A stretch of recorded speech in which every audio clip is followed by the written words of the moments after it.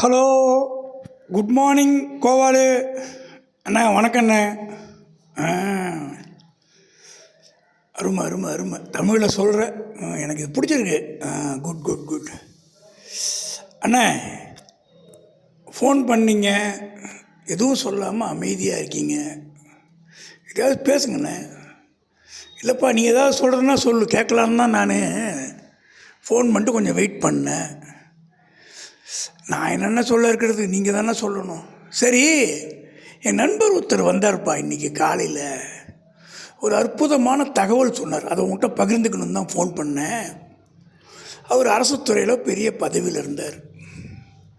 அவர் என்கிட்ட ஒரு விஷயம் சொன்னார். அவருக்கு சின்ன வயசுலேருந்தே ஒரு பழக்கமாக, யார் பேசினாலும் உடனடியாக பதில் சொல்ல மாட்டாராம்.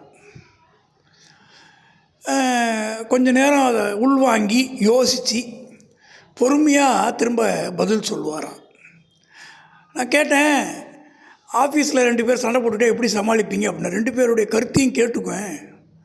உடனே நான் என்னுடைய கருத்தை சொல்ல மாட்டேன். கொஞ்சம் நேரம் வெயிட் பண்ணுவேன். இந்த வெயிட் பண்ணி யோசிப்பேன் எந்த பக்கம் உண்மையான தவறு இருக்குதுன்னு.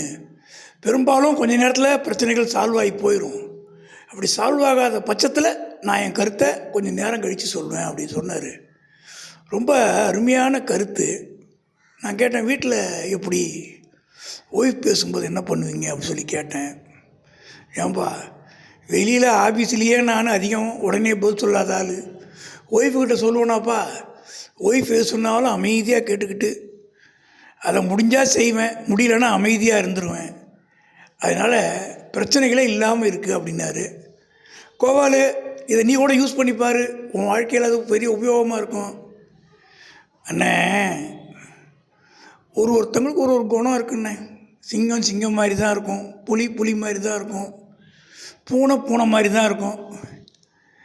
இப்போ எனக்கெல்லாம் எப்படின்னா அண்ணே, ஒரு அதிர்ஷ்டமான ஆளுண்ணே. நான் சொல்கிறத என் ஒய்ஃப் கேட்குறாங்க, என் ஒய்ஃப் சொல்கிறதையும் நான் கேட்பண்ணே.